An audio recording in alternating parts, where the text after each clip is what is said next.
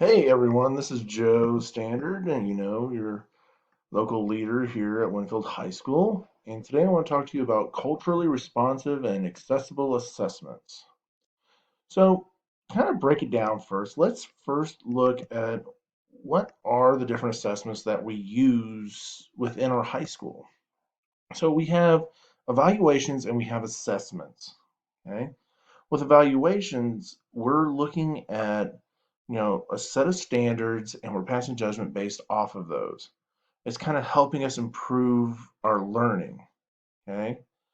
We kind of see the bigger picture and where we can go from there, so we can make those decisions that will better improve how we help students out. Then we have our regular assessments. These are the ones in which we will a lot of times use within our classroom to kind of gauge where student learning is and where we need to support and continue growing them, the students. Okay, so we're looking at the capabilities of what they have. We're trying to plan and improve on the future. So when we get down to summative assessments, then we're ready to help those students out more. We use a lot of these in our classroom already. That's already based up on our grading criteria that we have here at the high school. We use summative, we use formative assessments all the time. It's even set up on your power school at this moment. But we have to ensure that we still understand the differences between a formative and a summative assessment, because sometimes there's still a little confusion on what it does.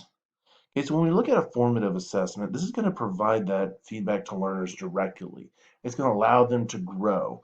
And this can be done formally or informally, through classroom questions. It could be done with, you know, like maybe just a general question that you ask. That could be like your homework assignments. So you can use that information, that data that you collect from those students to kind of plan, how are we going to directly improve student performance. Okay. But then we go to summative. Okay. This kind of helps us in our grading, decision making. And it's more to allow the student to show what they have learned, their mastery of a standard or competency. Is what they're going to show from the summative assessment. So the formative is supposed to build towards this summative. Okay. It's what is going to be presented to everyone else. Okay. And it's kind of that, like I said, it's kind of the end of the activity because the formative is going to build up to that summative. Okay. And it's just telling us what the student is able to master and show to us. Okay. And this is usually in a formal. This could be like essays. This can be, um, performance. It could be any type of assessment that is used to show that the student understands the standard in which they were taught. Okay. So why is this all important? Why are assessments important? Well, they help us out in a lot of different areas of focus. It helps us understand whether or not our goals are being met. If they're not, we have to question, well, why aren't they being met? Where are the holes starting to come from? How are we going to fill those holes? Inspires us to ask those hard questions of what is effective? What do the students know? What do the students still need to know? What do I need to improve on as an instructor? Okay. It gives us that feedback that we need diagnostically to kind of see where we are at. Okay, it helps us set our standards. It helps us set our goals and what we want. Are we hitting them? Are we not? Evaluate how we got there. How, was it effective teaching that got them there? Or are we missing something? Okay, to show the progress as well.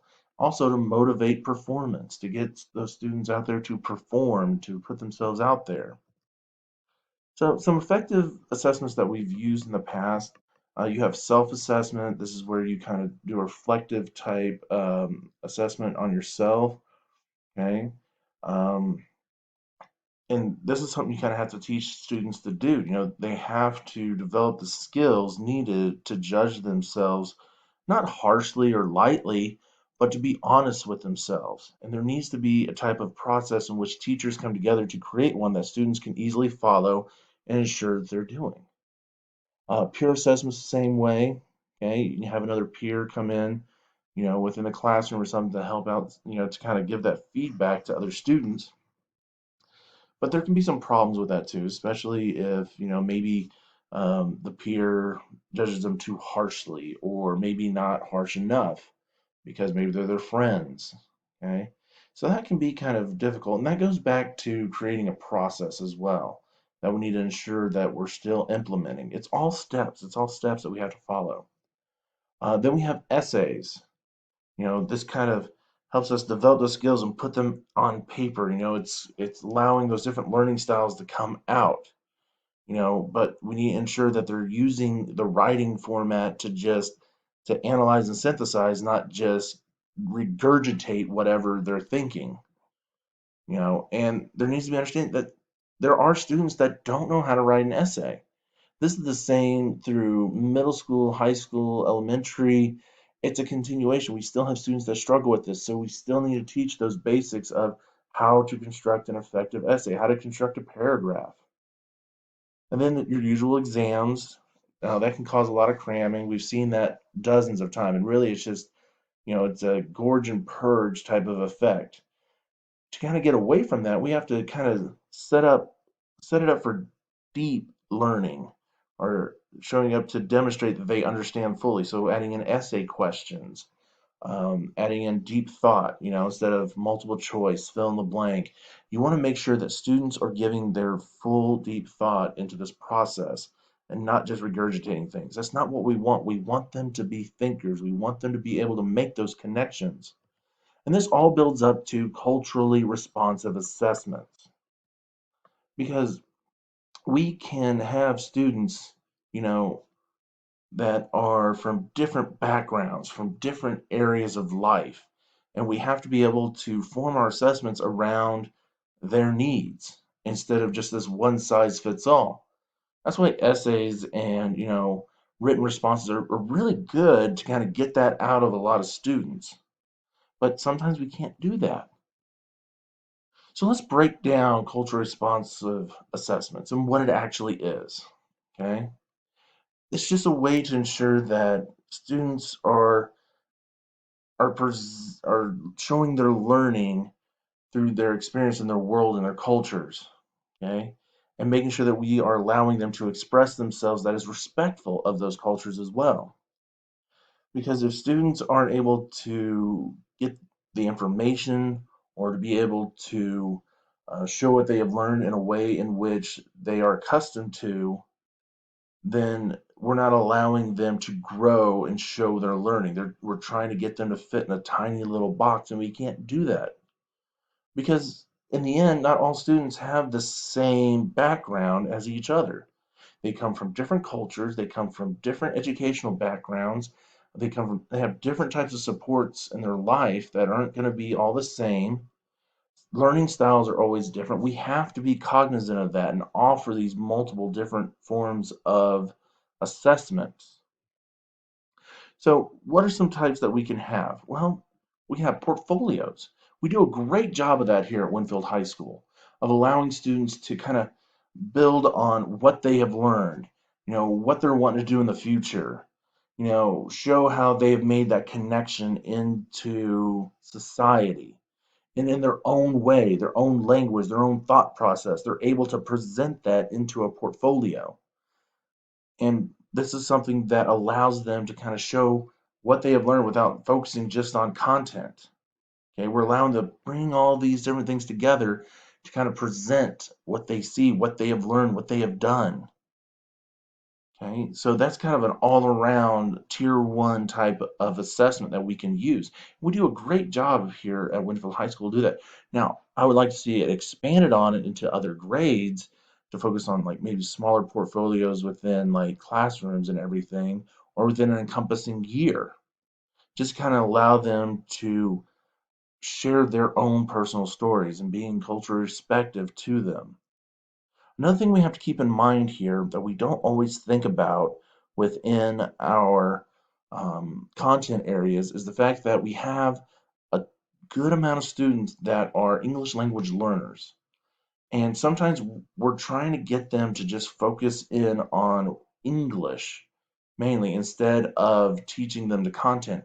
We have to get around that. We pres- have to give them these assessments that they can easily understand and be able to present their own thoughts. Okay. And here at our high school and here within the district, we do struggle with that. We rely heavily on the para support and the one teacher that we have for the ELL students. And I know that can be different because we have multiple students from different backgrounds and different cultures.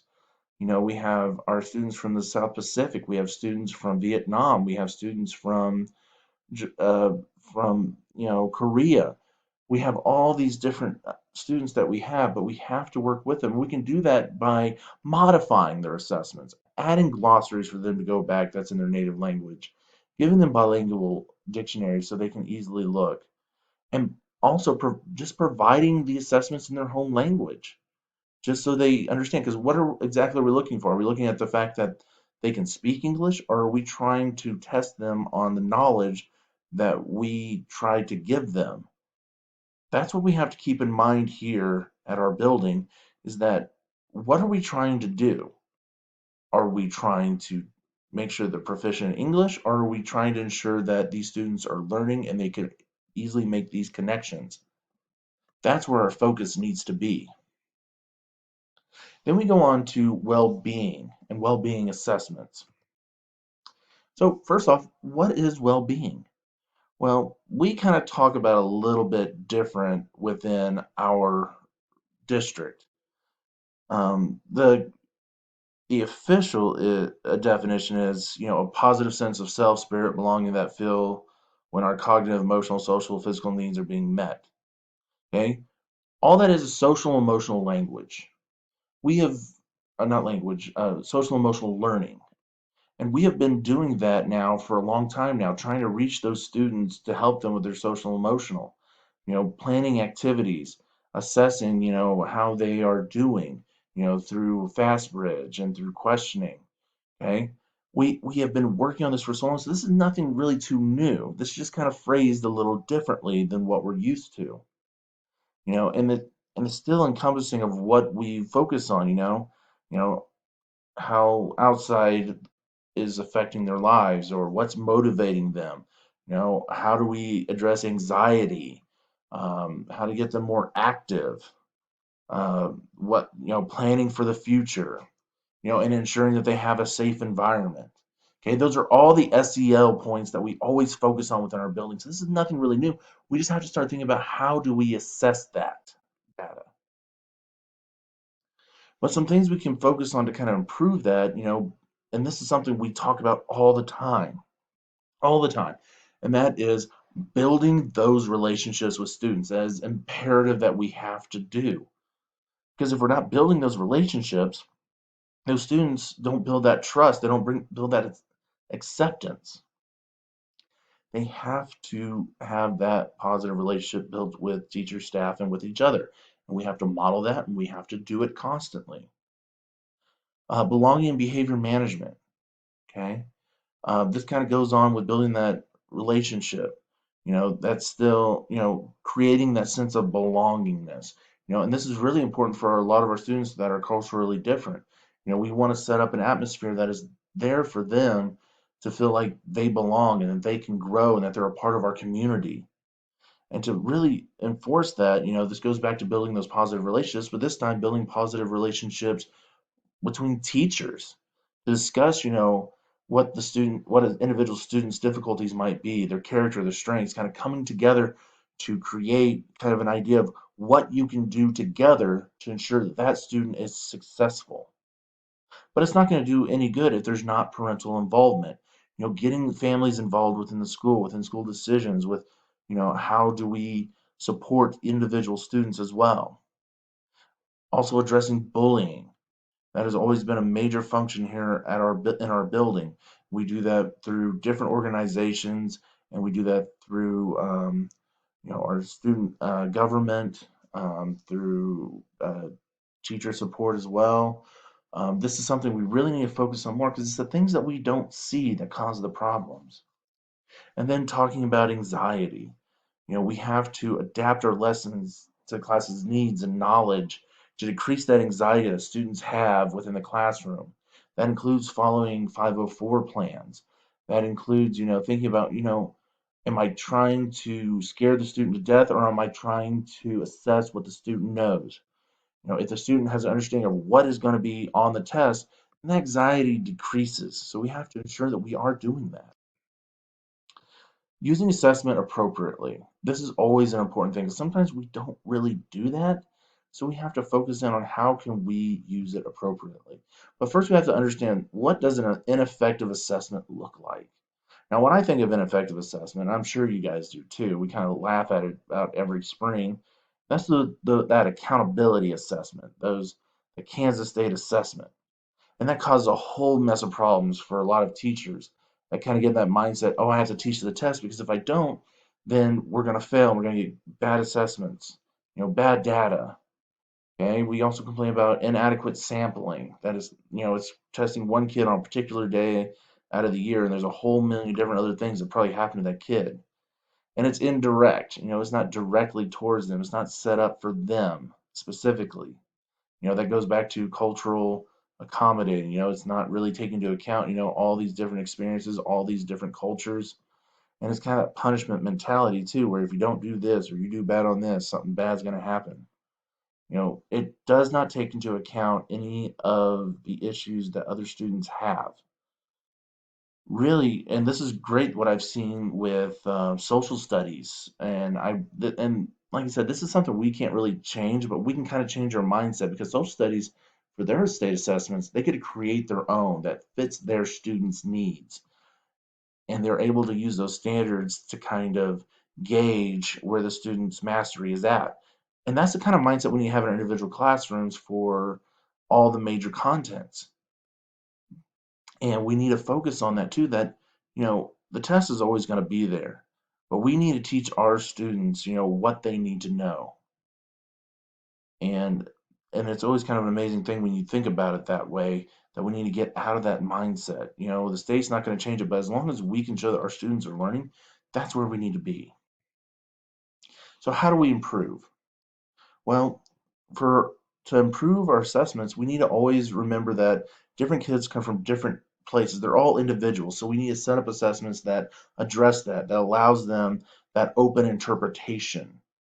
Allowing them to do, an assessment like a project or presentation that kind of allows them to express themselves in their way, putting up the less constraints, I guess you could say.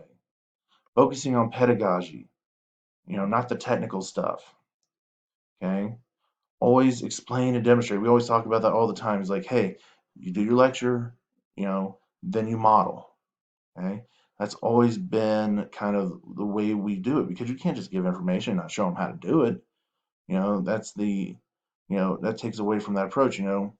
Uh, there's the, I do, we do, you do effect that we have to keep in mind.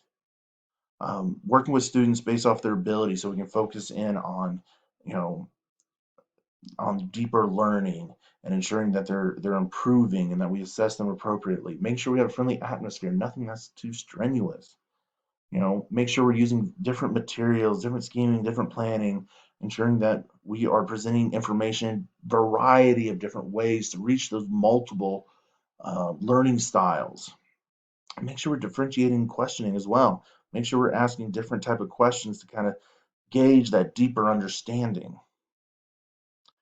But the most important thing we have to do is teach and assess critical thinking. That is the one thing that in society our students have to be able to do, how to analyze, how to assess, and how to upgrade their own understanding. And it seems like we get into a rut on this sometimes, but we got to get that deeper thinking skills going, and ask them to analyze something, to assess something, to learn, to grow. Because if not, they're not going to be prepared when they go off and work. So there's multiple ways we can develop critical thinking. So just kind of highlight a few, you know, analyzing, assessing, reasoning, identifying obstacles of thought, scientific thinking, conceptualizing human mind. It's all there. You can review that like any time. But we do have structures in place to help with those critical thinking skills. But you're not in this alone. You do have support.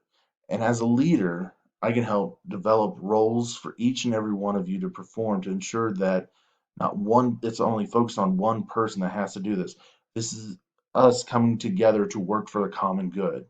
So we have to be able to have roles set up for each and every individual.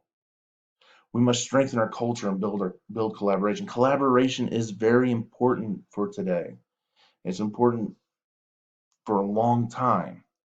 If we do not collaborate and work together, then we are not ensuring that students are coming together. So I want to allow you guys that time to collaborate, to strengthen our culture, strengthen our bond. And I want to set that direction. We need to have that goal in which we are going towards. Okay. So distributing leadership, working to improve student learning, that all comes down to collaboration and making sure that we all have ownership with what we are doing. So some things here at USD 465 that we focus on to ensure that we are culturally responsive to our students, to ensure that they're growing, they're learning, they're being assessed correctly. One of our goals is to align, design, deliver curriculum that engage students in meaningful and authentic learning using data. Okay? We must ensure that we are addressing what our students' needs are. And we must back that up with information to support what we know and what we can do. And the most important thing that we do is build those relationships. Build those relationships that are built on being respectful of culture, rigor, and results. If we can do that and come together, then we shall be successful. Thank you for watching my video. I hope you guys have a wonderful day. If you have any questions, please let me know.